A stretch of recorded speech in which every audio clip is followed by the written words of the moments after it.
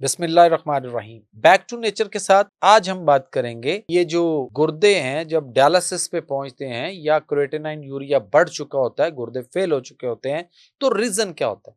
आपके गुर्दे के अंदर 10 लाख और 10 लाख या 10 से 12 लाख, 10 से 12 लाख दोनों गुर्दों में अल्लाह ताला ने आपके नेफ्रॉन्स दिए, फिल्टर दिए। वो खून उसमें जाता है, साफ करते हैं और जहरीले मादे बाहर निकाल देते हैं, खून साफ करके वापस भेज देते हैं। जब वो फिल्टर चोक हो जाते हैं, सोजश हो जाती है, उनमें इन्फ्लेमेशन हो जाती है, तो उसके अंदर प्रॉपर वर्किंग नहीं होती और खून बगैर साफ हुए गंदा वापस आ जाता है और आपके जिस्म में यूरिया क्रेटिनाइन, यूरिया नाइट्रोजन और इस तरह के कई सारे फासद मादे आपके जिस्म में बढ़ जाते हैं। स्वेलिंग आती है पाँव पे, चेहरे पे, आंखों पे, आहिस्ता आहिस्ता पेशाब कम होता है, पेशाब बिगड़ता है। और फिर खास तौर पे जो लोग डायलिसिस पे हैं, बहुत सारे ऐसे हैं जिनका पेशाब बंद हो चुके हुए हैं और पिछले अरसा दराज से उनको पेशाब नहीं आया। उनका सारा पेशाब मशीन साफ करती है खून में से और उधर से वो निकाल रहे होते हैं।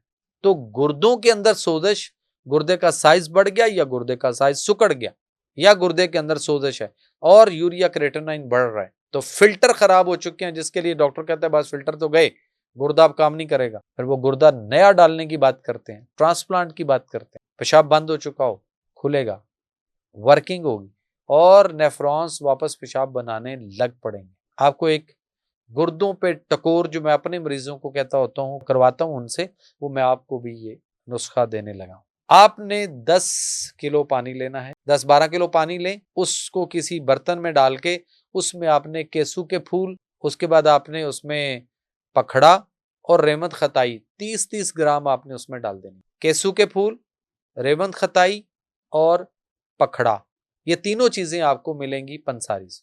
30-30 ग्राम ले आए और ला के उस पानी में रात को डुबो के ये जड़ी बूटियां उस पानी को रख दें।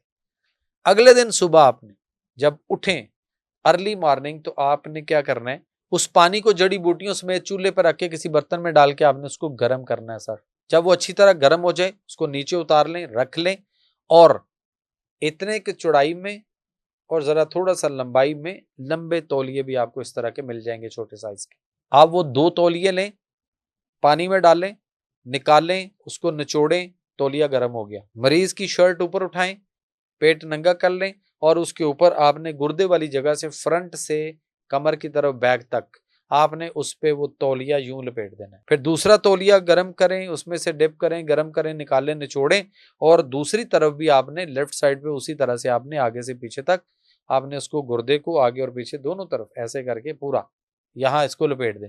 उतनी देर में ये नॉर्मल हो जाएगा। इसको निकालें, वापस गर्म करें, निचोड़ें।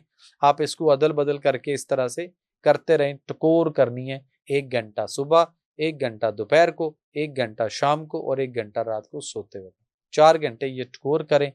आपके नेफ्रॉन्स, उनके अंदर सोजश जो है वो बेहतरी की तरफ आएगी, पेशाब खुलना शुरू हो जाएगा, पेशाब आना शुरू हो जाएगा। जिनके पेशाब बंद हो चुके हैं उनका पेशाब भी आ जाता है।